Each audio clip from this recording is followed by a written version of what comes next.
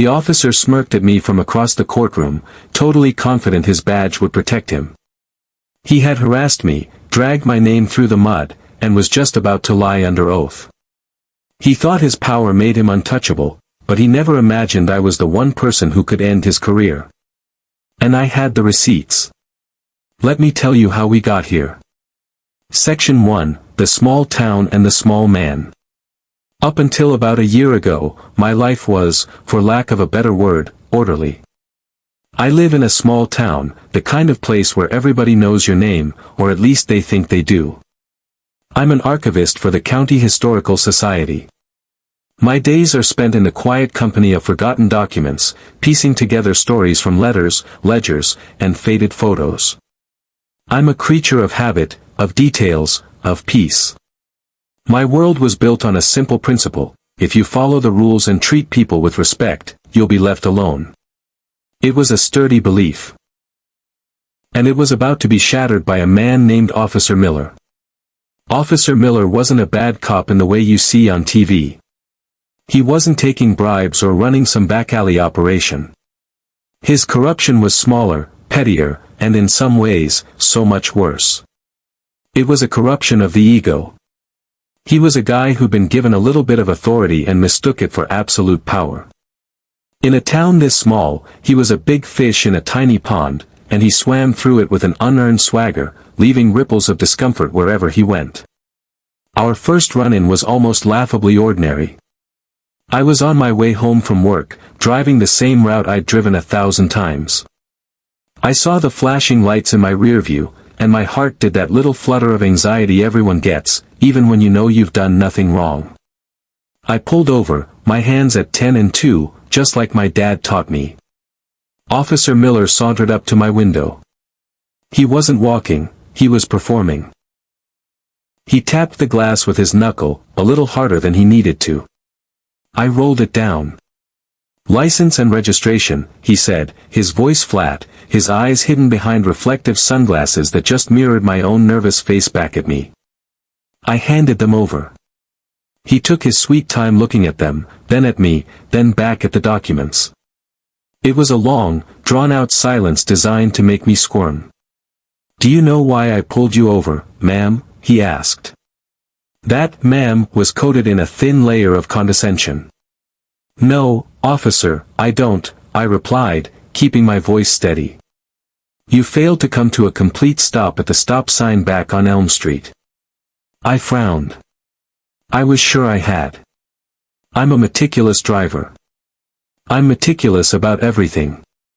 "Officer, with all due respect, I'm quite sure I did." I stopped completely.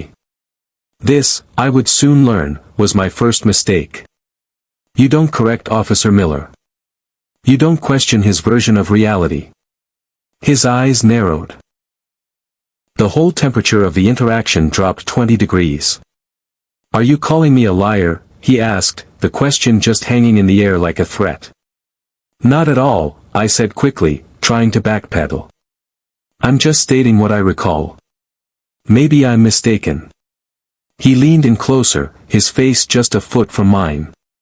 I could smell the stale coffee on his breath. "You came to what we call a rolling stop. That's a ticket. But you know what? I'm feeling generous. I'm letting you off with a warning." He pushed my license and registration back at me. "But I'll be watching you, Clara. Drive more carefully from now on." He used my first name. It wasn't friendly. It was a power move. It was his way of saying, "I know who you are. I have your file. I'm watching you." As he walked back to his cruiser, I felt this knot of unease tighten in my stomach. It wasn't about the stop sign. It was about the casual malice, the little thrill he seemed to get from intimidating someone who'd done nothing wrong. I thought that would be the end of it. A weird, unpleasant encounter, but nothing more. I was wrong. That wasn't the end. It was the beginning of his own personal crusade. Section 2, The Campaign of Harassment. A week later, it happened again. This time, I was pulling out of the grocery store parking lot. Same flash of blue and red. Same slow, theatrical saunter to my window. "Evening, Clara," Officer Miller said, a thin smile on his lips. "Your left taillight is out." I knew for a fact it wasn't. I'd checked my lights just 2 days before. It's part of my routine. But I remembered our last encounter. I wasn't going to give him the satisfaction of an argument. "Oh, is it? Thanks for letting me know, officer. I'll get that fixed first thing tomorrow," I said, my voice dripping with fake politeness. His smile faltered. He was expecting a fight. My compliance seemed to annoy him more than defiance would have. "See that you do," he grumbled, and walked off. I drove straight home, heart pounding. The first thing I did, I checked the taillight. It was working perfectly. This became the new normal. Miller's patrol car was everywhere I was. If I went to the library, his cruiser was parked across the street. If I met friends for dinner, he just happened to be patrolling that block. He started pulling me over for phantom things. A wobble in my driving. Crossing a centimeter over the center line. Driving 2 miles over the speed limit on an empty street.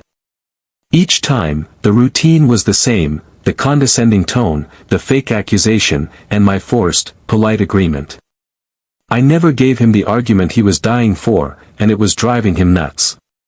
He was a bully, and a bully is powerless without a reaction. The harassment started bleeding into the rest of my life.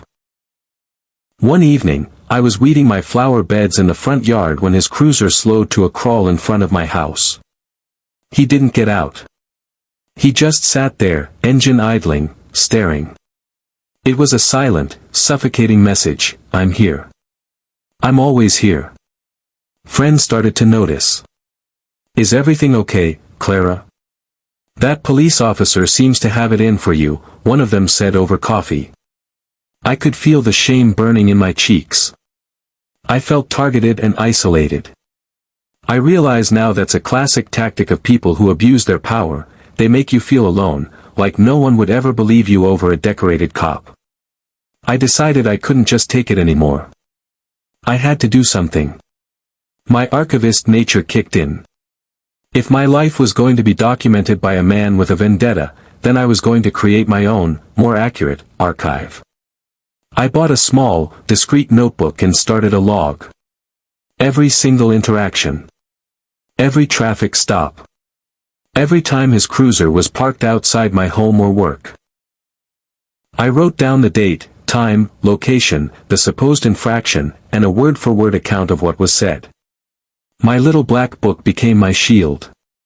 Then, I invested in a high-quality dashcam. One that recorded front and back, with crystal-clear audio. It felt like a small act of rebellion, arming myself with an unbiased witness Miller couldn't bully. After 2 months of meticulous documentation, I felt I had enough to file a formal complaint. My logbook had over 24 entries. I typed up a formal, dispassionate summary of the harassment, attached copies of my log, and went down to the police station. The sergeant on duty listened with a bored look on his face. He glanced at my report, his eyes glazing over. "Officer Miller is one of our most decorated officers, ma'am," he said, his tone basically calling me a hysterical woman wasting his time. "He's just being thorough. It's a sign of good policing." He promised to look into it, but the dismissal in his voice was loud and clear. It felt like the system wasn't designed to police itself. That blue wall of silence you hear about. It's a powerful thing, and it protects even the pettiest abusers. My complaint went into a file, and I'm sure it was never looked at again. And then, things got worse. CTA. It's infuriating, right? When the people who are supposed to protect you are the ones you're afraid of, and the system that's supposed to help just looks the other way. If you're already thinking this officer needs a serious reality check, do me a favor and hit that like button. Let the algorithm know that stories about justice need to be heard. Miller must have been told about my complaint, because his harassment went from petty intimidation to all-out war. He wasn't just trying to scare me anymore, he wanted to ruin me. The tipping point came on a rainy Tuesday night. I was driving home from a late meeting at the Historical Society. The roads were slick, and I was driving even more cautiously than usual, knowing any little mistake would be pounced on. As I rounded a curve on a deserted country road, a deer darted out in front of me. I slammed on my brakes and swerved, just missing it. My car hydroplaned for a terrifying second before I got it back under control. My heart was in my throat. And then, like clockwork, the flashing lights appeared behind me. Of course. He must have been parked in the dark, just waiting. This time, Miller didn't saunter. He stomped to my window, his face a mask of rage. He didn't even bother asking for my license. "Get out of the car," he screamed, yanking my door open. "Get out of the car now." I was shaking, both from the near miss and from his fury. I stepped out into the cold rain. "What were you thinking?" he bellowed. "I clocked you doing 80 in a 45. You were driving like a maniac. You nearly caused a multi-car pileup." My jaw dropped. 80?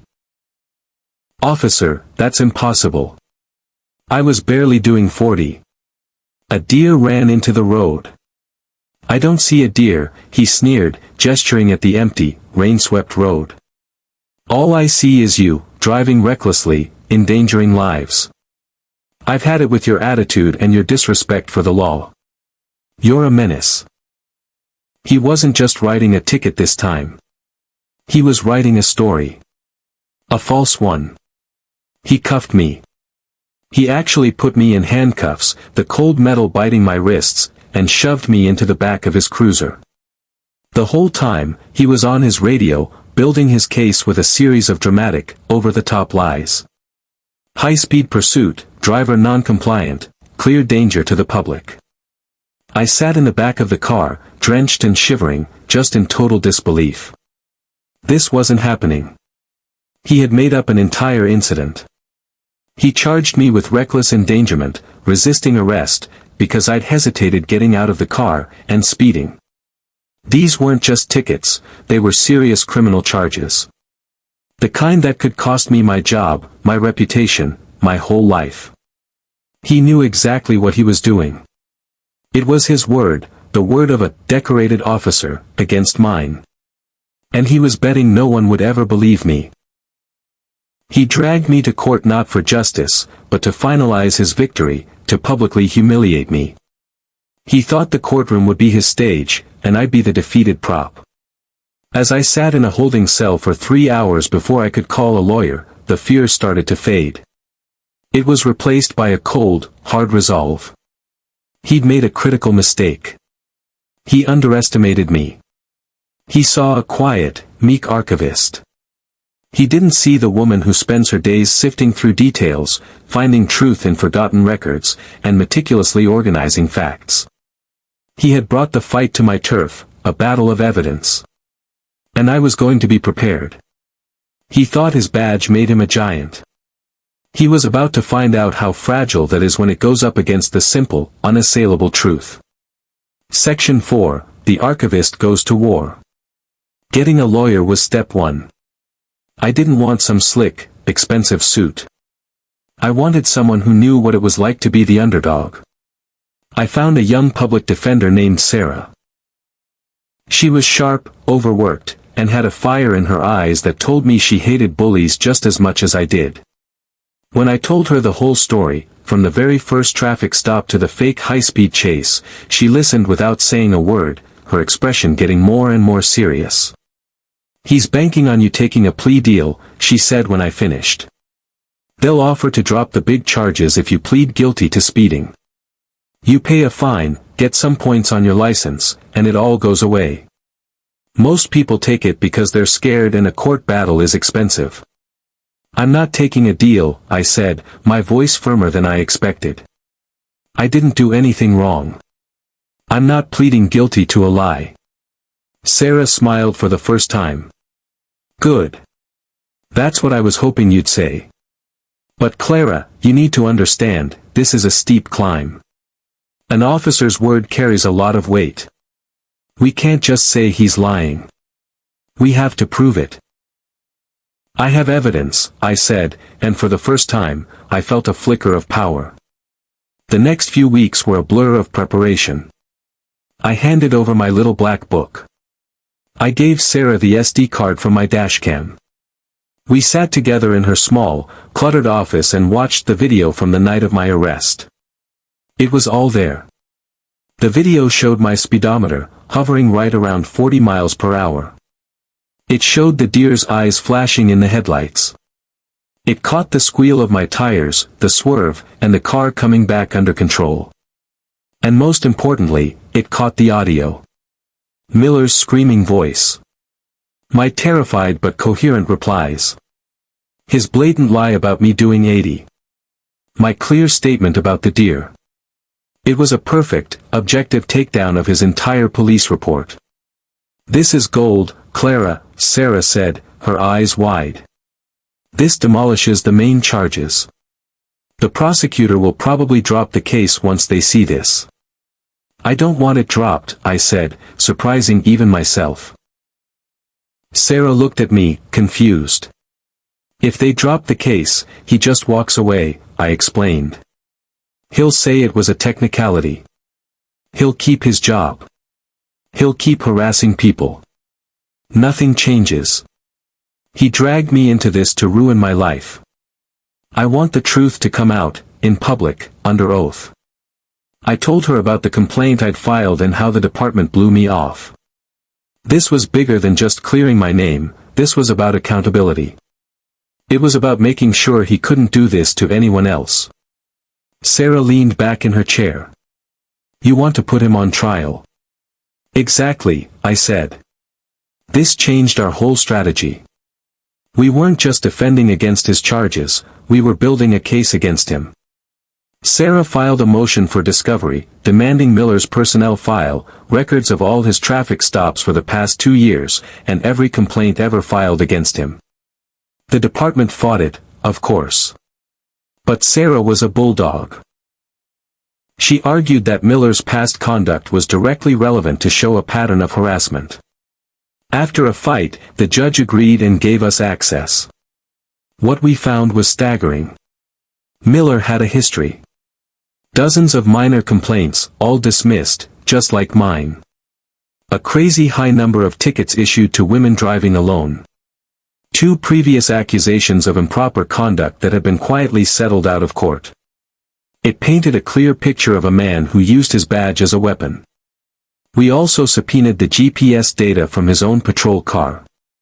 On at least a dozen occasions from my logbook, when I'd noted his cruiser parked outside my house or work, his official logs claimed he was on patrol on the other side of town. He was faking his records to stalk me. The pieces were all snapping into place. My logbook. The dashcam footage. The GPS data.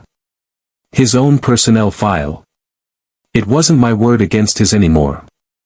It was a mountain of evidence against his lies. Miller, meanwhile, was blissfully arrogant. He refused any talk of a dismissal. He was sure he was going to win. He probably saw the trial as the final act in his power trip. He'd get on the stand, tell his story, and a jury would believe him because he was a cop. He was untouchable. But he didn't know we weren't just planning to dismantle his story. We were planning to dismantle his career. He thought he was the hunter dragging his prey into the light. He had no idea that the quiet archivist he'd targeted for sport had carefully and methodically set the perfect trap. Section 5, Judgment Day. The day of the trial arrived. The courtroom was small and stuffy. I sat next to Sarah, my hands folded calmly in my lap. Across the room, Officer Miller sat with the prosecutor. He caught my eye and gave me that same arrogant, dismissive smirk. He thought this was his victory lap. The prosecution's case was simple, and it was built entirely on Officer Miller's testimony. The prosecutor called him to the stand. He walked up with that practiced swagger, swore the oath without cracking, and sat down. For the next hour, he spun a work of fiction. He described me as an erratic, aggressive driver. He told the jury he'd been forced to pursue me at high speeds to prevent a disaster. He claimed I was belligerent, forcing him to arrest me for my own safety. He lied with the ease of a man who's done it 100 times and never been called on it. The defendant's driving was, in my professional opinion, a clear and present danger, he said, his voice ringing with fake sincerity. He looked right at the jury. My only intention was to stop her before she hurt someone. The prosecutor finished, looking pleased. Your witness, he said to Sarah. Sarah walked slowly to the podium. Officer Miller, she began, her voice quiet. You have an impressive record. You're considered a good cop, aren't you? I try my best to serve and protect, Miller said piously. And a key part of that is being truthful, correct? Your reports, your testimony, they have to be accurate. Of course. Let's talk about the night of my client's arrest, Sarah said. You testified you clocked her driving 80 miles per hour. How did you determine her speed? I paced her with my cruiser. My speedometer is calibrated regularly. I see. And you were pursuing her for how long? A few miles at least. She was trying to get away. Sarah paused. Officer, are you aware that Ms. Evans' vehicle has a dash camera that records video, audio, and GPS speed? A flicker of something, surprise. Anger, crossed Miller's face. I was not aware. Then let's review it, shall we? An assistant turned a large screen toward the jury. Your Honor, we're now playing the video from the defendant's dashcam. The room was dead silent as the footage played. It showed the dark, rainy road. In the corner, the GPS speed was clearly displayed, 38. 40. 41. It never went above 42. The video continued, showing the deer, the swerve, and the car coming to a controlled stop. Then, Miller's voice, captured by the mic, screaming and belligerent. Sarah stopped the video. Officer Miller, she said, her voice like ice. The dashcam shows my client was driving the speed limit. It shows a deer, which you didn't mention in your report. And it shows her car stopping without any pursuit. Can you explain the difference between this video and your sworn testimony? Miller was squirming. The smirk was gone, replaced by a red flush creeping up his neck. Dashcams can be faulty, he stammered. They can be tampered with. Okay, Sarah said, nodding. Let's move on. Let's talk about your location. You were on that country road for a reason. I was on patrol. It's a common area for speeders. I see. Your Honor, Sarah said, we also have the GPS tracking data from Officer Miller's own patrol car.